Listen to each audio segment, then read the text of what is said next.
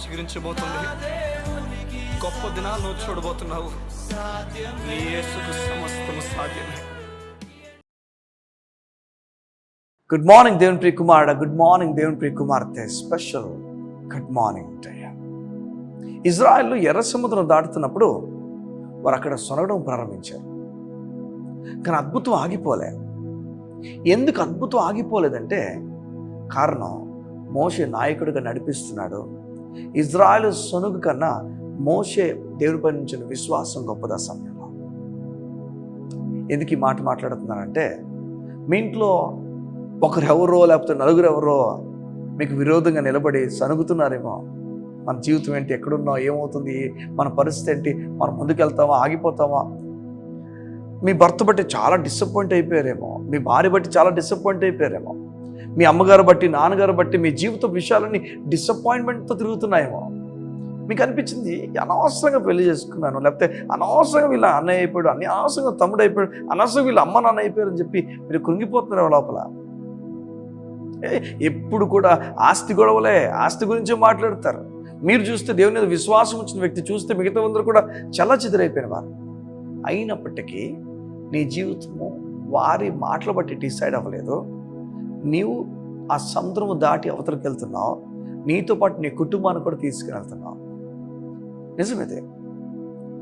ధైర్యంతో ఉండిపోవాలి. ఆ రోజు మోషే చెప్పిన ఒక మాట, ఓరకునే నిలిచిండి చూడండి దేవుడు మహత్కార్యం చేయబోతున్నాడు అన్న మాట అక్కడ అందరూ తీసుకున్నారంటారా? తీసుకున్నారో లేదో మనకు తెలియదు. వారు ఎలా ప్రవర్తిస్తున్నారో మనకు తెలియదు. ఇంకా మాట్లాడుతున్నారేమో, అప్పటికి నిశ్శబ్దం అయిపోయి ఆ తర్వాత వారు మాటలు కొనసాగించారో తెలియదు, ఇష్టాసారంగా ఇంకా మాట్లాడుకున్నారో తెలియదు, లేదా లోపల సనుక్కున్నారో తెలియదు. కానీ కార్యం మాత్రం జరిగింది. మీకు జరిగే కార్యాన్ని ఎవరు ఆపలేరు. కానీ మీ బలహీనత, మీ భయము ఆపేస్తుంది. మీ బలహీనత, మీ భయము అక్కడ మిమ్మల్ని నిలిపేస్తుంది.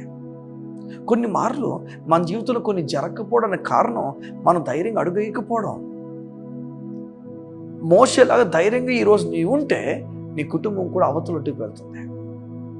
ఇంకా చాలు, ఏసే నమ్మాను కానీ ఇంకా నా కుటుంబం ఎవరు నమ్మలేదు, వారందరూ నన్ను ఇష్టాసారంగా మాట్లాడుతున్నారు, వెనక్కి వెళ్ళిపోతాను ఆలోచిస్తున్నావేమో. అవతలొడ్డుకు నువ్వు కూడా వెళ్ళలేకపోతావు. ప్రభువును కడ వరకు నువ్వు పట్టుకుని ఉండాలి. జీవితం అంటే ఏమనుకుంటున్నారు మీరు చెప్పండి? జీవితం అంటే ఒకరు అన్న మాట బట్టి జీవితం ఉందనుకుంటున్నారా? ఈ లోకంలో ఈరోజు మీరు చూస్తున్న బిల్డింగ్స్ మరొక 200 సంవత్సరాలు ఉంటాయనుకున్నారా? మరొక 300 సంవత్సరాలు ఉంటాయనుకున్నారా? ఎంతకాలం ఒకటి ఉండిపోతుంది చెప్పండి? అలానే ఈ లోక వ్యక్తులు ఎంతకాలం ఉండిపోతారు మన పక్కన చెప్పండి? వారి మాటలు వీరి మాటలు బట్టి మన జీవితం డిసైడ్ చేయడానికి మిమ్మల్ని పంపిన వాళ్ళు ఎవరు ఈ భూమి మీద మీరు గుర్తుపెట్టుకోవాలి. యేసే మిమ్మల్ని పంపిన వ్యక్తి.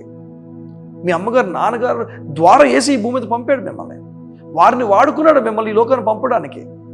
ఆయన మొదట మీకు, ఆ తర్వాత మిగతావంతా కూడా. ఒకవేళ వెంటనే నువ్వు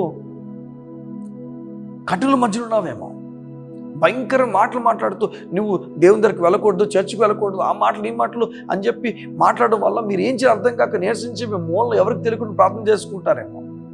నువ్వు విశ్వాసాన్ని కొనసాగించు, కడవరకు కొనసాగించు. నీ కుటుంబము అవతలొడ్డుకు నీతో పాటు రాబోతుంది. నీవు బలమైన విషయం ఉన్నావు, నువ్వు చేయి జారిపోవద్దు. ప్రభువు నేను రక్షించుకుంటాడు. ప్రభు నేను అవతలొడ్డుకు తీసుకెళ్తాడు, నీ కుటుంబం కూడా అవతలొడ్డుకు తీసుకెళ్తాడు. ఆ విషయాలు మీరు జ్ఞాపకం చేసుకొని ప్రభు పైన ఆధారపడండి. ఈరోజు దేవుడు మీతో మాట్లాడుతున్నాడు. సనుగుతూ ఇష్టాసారంగా మాట్లాడుతున్న వారి మధ్యలో ఉంటే కృంగిపోద్దు. నీవైతే నిలకడగా నిలబడు. ప్రభు తన కృపలో బలమైన సంగతులు మీకు జరిగించబోతున్నాడు. దేవుడు మిమ్మల్ని పాపులను పిలవట్లేదు, నీతిమంతులను పిలుస్తున్నాడు. నీతిమంతురాలా దేవుడు నిన్ను ప్రేమిస్తున్నాడు. మీకు కృపలో నీతి ఇవ్వబడింది గుర్తుపెట్టుకోవాలి. Bless you. దేవుడు మిమ్మల్ని దీవించిన కళ్ళు మూసుకున్నట్లయితే మీ గురించి ప్రార్థన చేస్తాను. మా ప్రియ పరలోకపు తండ్రి, నీకు వందనాలు. నిబిడలు ఏ విషయాల్లో బలహీనలుగా ఉన్నారో ఆ విషయాల్లో బలవంతులుగా చేయండి. ఎవరైతే విశ్వాసాన్ని విడిచిపెట్టి వెనక్కి వెళ్ళిపోదాం ఇంకా చాలా అనుకొని భయపడుతూ ఈరోజు వింటున్నారో వారు కడ వరకు విశ్వాసంలో కొనసాగుదురు కాక. నీ కార్యం నీ బిడ్డల పట్ల జరిగించి బలహీనలు బలపరిచి ఆశీర్వాదం తెలిపి వారిని ఐశ్వర్యంతులు చేసి నడిపించబడుతుంది. నీ పని కొరకు వారు ముందుకొచ్చే వ్యక్తులుగా చేయండి. నీ పని కొరకు ఎంతైనా వారు కోల్పోయే వ్యక్తులుగా చేయండి. నీకు వందనాలు. మంచి మనసు వారికి ఇవ్వండి. నీ రాజ్యపు విస్తరణ కొరకు వారు నిలబడే వ్యక్తులుగా చేయండి. నీకు మాత్రం మేము తెలియజేస్తూ యేసు నామమున ప్రార్థించుచున్నాము తండ్రి. ఆమేన్, ఆమేన్, ఆమేన్. దేవుడు మిమ్మల్ని దీవించును గాక. మీరు వెనక్కి వెళ్ళిపోతూ నిలబడండి బలంగా. మీకు తెలియదు ఏం జరగబోతుందో. ఇక సమాప్తిలో నమ్మని వారందరూ ఒకవైపు ఉంటారు, నమ్మిన వారు ఒకవైపు ఉంటారు. నీవు నమ్మని వారి వైపు ఉండకూడదు, నమ్మిన వారి వైపు ఉండాలి. ఆత్మరక్షణ గురించి చూసుకోవాలి. మిగతా అందరికి కూడా నీరు నచ్చకపోతే వారికి నచ్చలేదు. నీరు మనకు బాడీకి అసలైన అవసరం అండి. మన శరీరం అంతా చాలా పర్సంటేజ్ నీటితో నింపబడింది. నీరు వద్దనుకుంటే వారు ఆ బలహీనతను అనుభవిస్తారు. నీరు చాలా అవసరం. అలాగనే దేవుడు అవసరం లేదనుకున్న వారందరూ కూడా వేరే పక్కున్నారు. నీవు అవసరం నిలబడ్డావు కనుక నీవు ఇంకో పక్కున్నావు.